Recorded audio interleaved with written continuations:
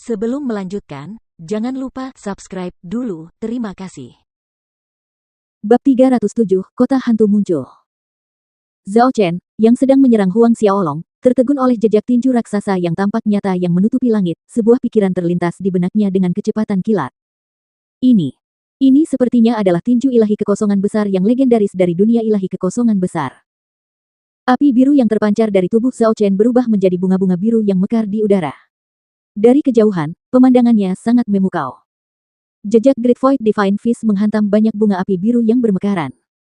Satu persatu bunga itu hancur berkeping-keping, namun sekali lagi mereka mekar, memenuhi langit. Percikan api dan kobaran api beterbangan ke segala arah. Zhao Chen berdiri di udara, menatap Huang Xiaolong dengan tatapan mematikan. Gerakan yang kau lakukan tadi, apakah itu Great Void Divine Fist? Tinju Dewa Kekosongan Besar. Itu adalah keterampilan bertarung tingkat atas dari dunia Dewa Kekosongan Besar. Sebagai tuan muda kota dosa, Zhao Chen tidak kekurangan teknik kultivasi maupun keterampilan bertarung, akan tetapi, dia tidak memiliki sesuatu yang setara dengan tinju ilahi kekosongan besar yang mistis. Huang Xiaolong tidak menyangka Zhao Chen akan mengenali Great Void Divine Fist, tetapi dia tidak menyembunyikannya, benar. Lagi pula, tidak ada yang perlu disembunyikan. Serahkan teknik Great Void Divine Fist, aku bisa mengalah, membuatmu mati dengan lebih nyaman. Mata Zhao Chen menyala dengan hasrat. Tinju ilahi kekosongan besar, itu benar-benar tinju ilahi kekosongan besar. Begitukah? Huang Xiaolong mencibir sinis. Dalam sepersekian detik, celah vertikal muncul di dahi Huang Xiaolong, mata neraka terbuka, menembakkan dua sinar cahaya merah tua. Zhao Chen tiba-tiba merasakan sesuatu memengaruhi pikirannya, menyebabkannya menjadi kosong. Pedang Asura muncul di tangan Huang Xiaolong dan berayun cepat. Dua bilah cahaya pedang besar melesat keluar, mirip letusan gunung berapi yang terbangun setelah 1000 tahun tertidur, seperti serbuan sejuta binatang buas. Badai yang menyelimuti 9 langit tiba di hadapan Zhao Chen lebih cepat daripada kedipan mata. Jurus ketiga Asura Sword Skill, Wrath of the Nether King. Kejernihan Zhao Chen pulih hampir seketika, namun, Wrath of the Nether King telah menembus api birunya, mengincar jantungnya. Namun sebelum cahaya bilah pedang itu dapat menembus kulitnya, cahaya yang menyilaukan meledak dari tubuh Zhao Chen. Sebuah lubang hitam besar berwarna biru muncul, menghalangi serangan itu. Ketika cahaya bilah pedang jatuh ke dalam lubang hitam itu tidak ada bedanya dengan tetesan air yang ditelan oleh lautan luas. Mata Huang Xiaolong menyipit. Ruang alam suci. Ketika seseorang maju ke alam Sein, mereka mampu memanipulasi hukum ruang dan ruang tersendiri akan terbuka di laut Ki prajurit alam Sein. Menghadapi musuh dalam pertempuran, seorang ahli alam Sein dapat memanggil ruang tersebut dari laut Ki ke dunia nyata, baik untuk menyerang maupun bertahan. Zhao Chen menatap Huang Xiaolong dengan tatapan mengejek. Huang Xiaolong, dengan tingkat serangan seperti ini kau berharap bisa menembus pertahananku. Aku akan membuka matamu sekarang untuk melihat seberapa jauh sebenarnya jarak antara Sein Realm dan Xiantian. Ki pertempuran yang meluap melonjak deras, cahaya biru di sekitar Sein Realm sebelum Zhao Chen mengguncang langit, melepaskan panas yang mengerikan yang menyelimuti Huang Xiaolong. Sebelum gelombang panas tiba, Huang Xiaolong merasa seperti akan berubah menjadi abu setiap saat, bahkan dengan ketangguhan tubuhnya, sulit baginya untuk benar-benar menahan panas yang menyengat. Jika dia benar-benar terkena gelombang panas ini, dia kemungkinan besar akan berubah menjadi abu-abu. Huang Xiaolong tidak menunda atau ragu-ragu, dengan lompatan, dia menghilang dari tempat itu. Pada saat yang sama ketika Huang Xiaolong menghilang, Qin Yang, Li Fei, Jie Dong, dan Fan Encheng juga menghilang di tempat mereka berdiri. Beberapa saat kemudian, suara raungan kemarahan Zhao Chen bergema di seluruh kota ribuan dewa. Cari, bawa anak itu ke hadapanku bahkan jika kau harus membalikkan seluruh Bedlam Lands. Api biru menari-nari liar, mengubah semua yang ada di dalam halaman menjadi abu.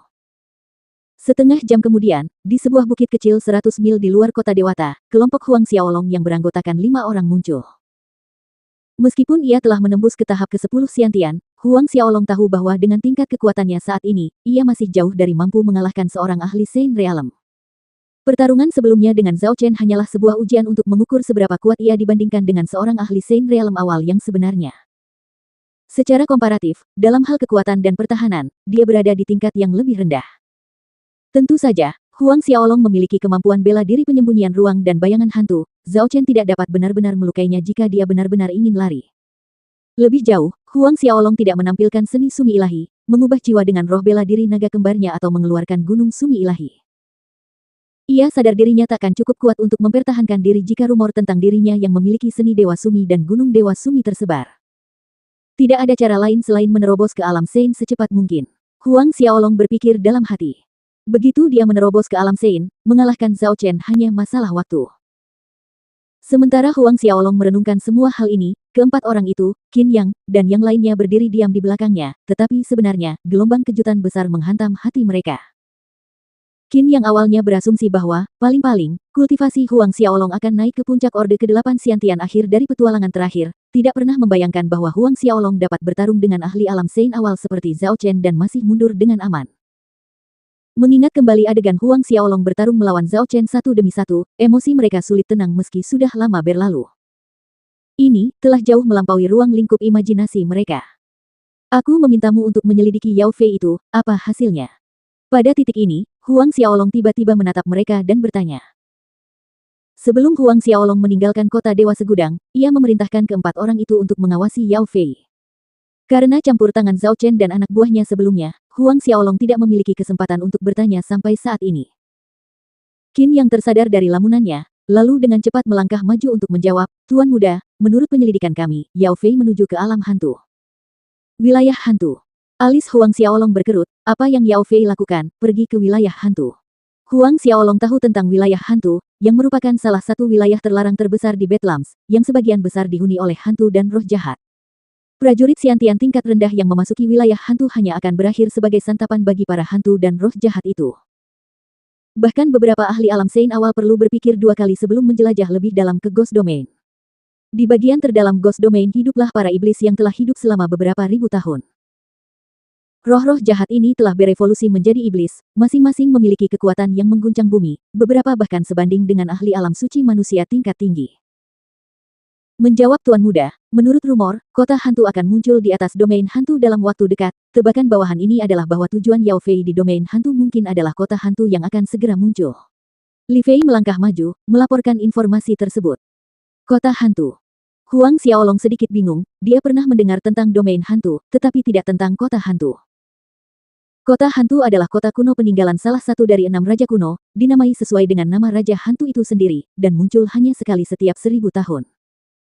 Di dalamnya, kota hantu dikabarkan menyimpan banyak harta karun langka, mulai dari teknik kultivasi, keterampilan pertempuran tingkat atas, pelet dan ramuan roh, bahkan senjata ajaib, baju sirah, dan sejenisnya yang dibuat oleh pengrajin tingkat dewa selama era kuno. Setiap kali kota hantu muncul, para prajurit dari seluruh negeri Bedlam akan bergegas untuk memanfaatkan kesempatan ini. Qin yang menjelaskan. Mata Huang Xiaolong berkedip penuh harap. Ini mengejutkannya, dia tidak menyangka bahwa sesuatu seperti kota hantu ditinggalkan oleh Raja Hantu. Selama era kuno, 6 raja kuno memerintah bumi, masing-masing dari mereka adalah hegemoni tirani yang meliputi satu arah. Di antara 6 raja kuno, Raja Hantu dianggap yang paling misterius dan paling tidak terlihat, memimpin pasukan hantu yang jumlahnya miliaran, tubuhnya sendiri adalah bagian manusia, bagian hantu, dan bagian Tuhan.